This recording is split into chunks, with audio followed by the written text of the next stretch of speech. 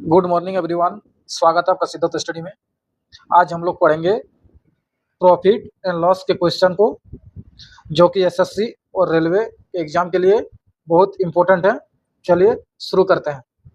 आज की क्लास का पहला क्वेश्चन क्या है कि दो घड़ियों का क्रय मूल्य 17:22 अनुपात में है। यदि पहली घड़ी का क्रय मूल्य 253 रुपया वृद्धि हो जाती है और दूसरी घड़ी का क्रय मूल्य में 25% की वृद्धि हो जाती है तो अनुपात 9 और 11 हो जाता है। तो पहली घड़ी का क्रय मूल्य क्या है, यानी कि पहली घड़ी का सीपी निकालने बोला है। तो देखिए रेशियो क्या है, दोनों का 17:22, यानी कि इसका क्रय मूल्य निकालने बोला है।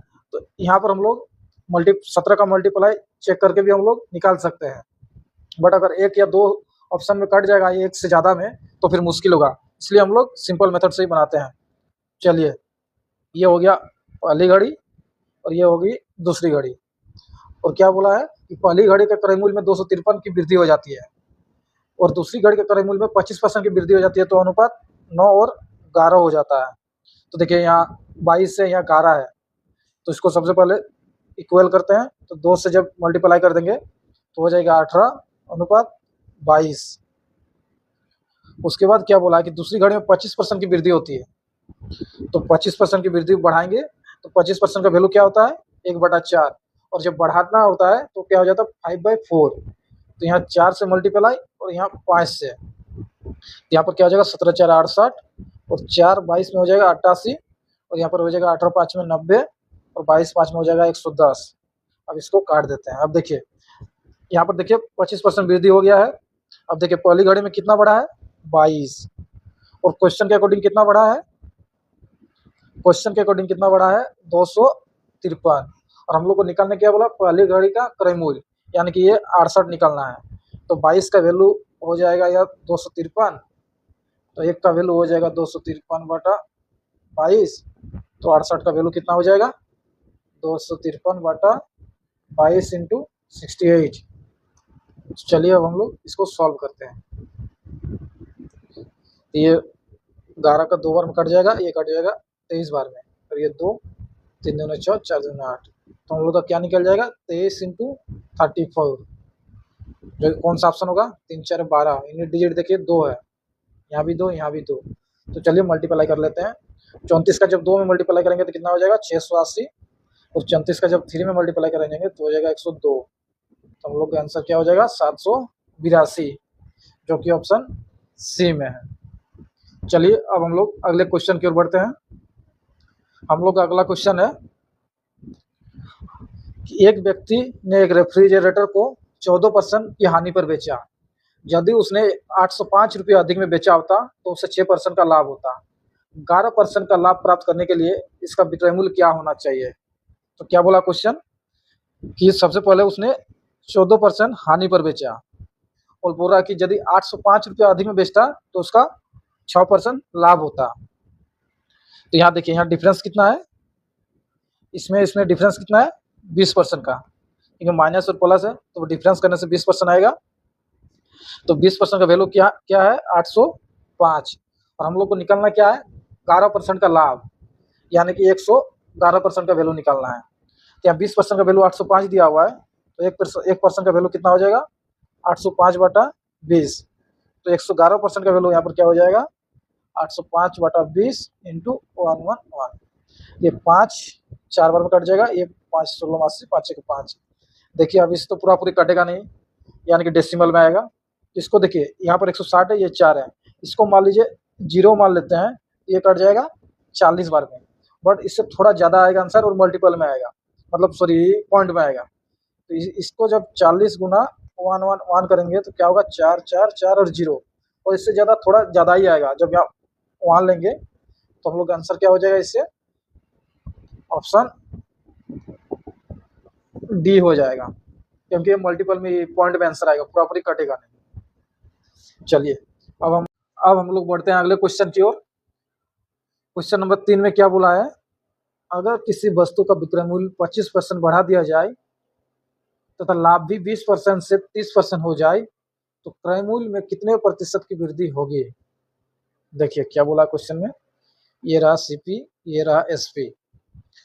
जब विक्रय मूल्य में 25% बढ़ा देता है तो लाभ भी 20 से 30 हो जा रहा है।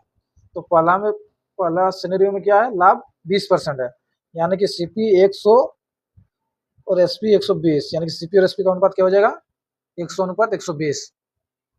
अब जब विक्रय मूल्य में 25% की वृद्धि हो रही है, ये हो गया 120, 120 का 25% क्या हो जाएगा, 1/4 यानी कि 30। जब 30 बढ़ जा रहा है तो लाभ भी कितना हो जा रहा है, 30%, यानी कि सेफ्टी और एसपी का रेशियो क्या हो जाएगा, 10 और 13। तो 13 का वैल्यू यहाँ पर हो जाएगा 150। तो 10 का वैल्यू कितना आएगा, 150/13 इंटू 10, यानी कि यहाँ ये रह गया CP1, ये हो गया, और ये हो गया CP2। तो CP1 से CP2 कितना वृद्धि हुआ है, चलिए हम लोग निकालते हैं। ये 10 बार में कट जाएगा, ये 0 0 कट जाएगा, बचेगा क्या, 13:15, यानी कि 2/13 का वृद्धि हुआ है। तो हम लोग आंसर कितना होगा, परसेंटेज में निकालेंगे तब कितना होगा, 13 के 13, 7 बचेगा, 70, 13 5 65, यानी कि देखिए 15 अनुपात आएगा, ऑप्शन होगा डी, 15:38। चलिए अब हम लोग अगले क्वेश्चन की ओर बढ़ते हैं। हम लोग का अगला क्वेश्चन है कि एक व्यक्ति 561 वस्तुएं 3200 रुपया में खरीदता है और कुल वस्तुओं का 5/11 भाग 27% हानि पर बेचता है, और बचे हुए भाग को कितने % लाभ पर बेचा जाए ताकि कुल सौदे में न लाभ हो न हानि हो।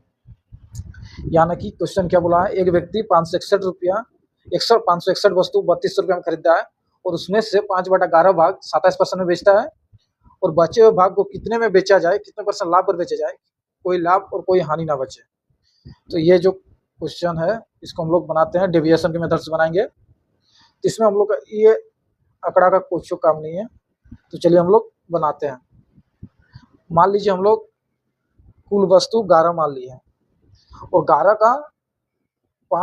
11 में से 5 वस्तु को 27% हानि पर बेचा है, बच रहा 6, और 6 को बोल रहा है कितने में बेचा जाए कि लाभ और हानि मतलब ना हो, ना कि लाभ हो ना कि हानि हो, यानी कि 0% में हो।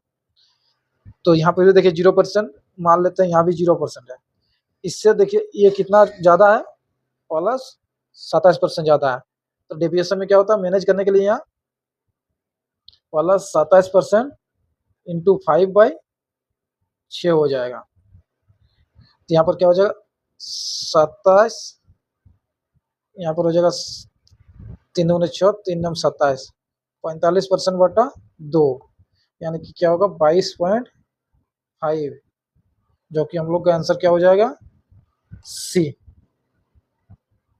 तो बच्चे वस्तु को जब इतना % बेचेगा, ना कि लाभ होगा ना हानि होगा। चलिए अब हम लोग अगले क्वेश्चन की ओर बढ़ते हैं। हम लोग का अगला क्वेश्चन है, क्या बोला अगला क्वेश्चन में, कि एक व्यक्ति ने किसी कीमत पर 40 वस्तु खरीदी, उसने कुछ वस्तुओं को 30% लाभ पर 26 वस्तुओं के क्रय मूल्य के बराबर मूल्य में बेच दिया, शेष वस्तुओं को 18% लाभ पर बेचा गया, तो कुल लाभ प्रतिशत क्या है।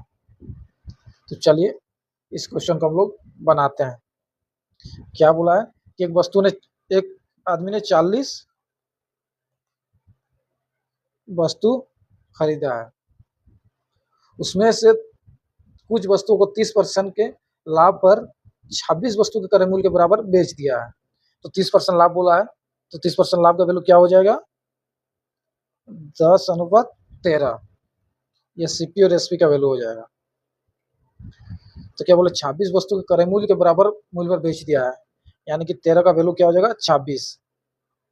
देखिए क्रय मूल्य के बराबर बेचा है इसलिए, तो यहाँ सीपी का वैल्यू कितना हो जाएगा, 20, यानी कि वह 20 वस्तुओं को 30% लाभ पर बेचा है, 20 वस्तुओं को 30% लाभ पर बेचा है, और बच रहा 20 वस्तु, कहने टोटल 40 वस्तु खरीदा था, तो यहाँ है 20 वस्तु, और बोला शेष वस्तुओं को 18% लाभ पर बेच रहा है, तो कुल लाभ क्या होगा। यहाँ डेविएशन का मेथड से ये 1:1 हो जाएगा, तो 1:1 रेशियो हो जाएगा, तो यहाँ पर हो जाएगा 48, ये ऐड हो जाएगा और बटा हो जाएगा ये 2, तो हो जाएगा हम लोग का 24%, जो कि ऑप्शन डी में है।